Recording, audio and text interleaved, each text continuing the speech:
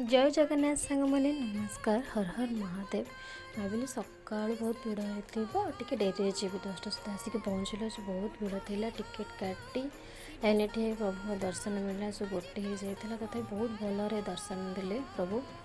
महादेव समस्त मंगल करंतु, जगतर मंगल करंतु, मनस्कामना समस्त पूरण करंतु।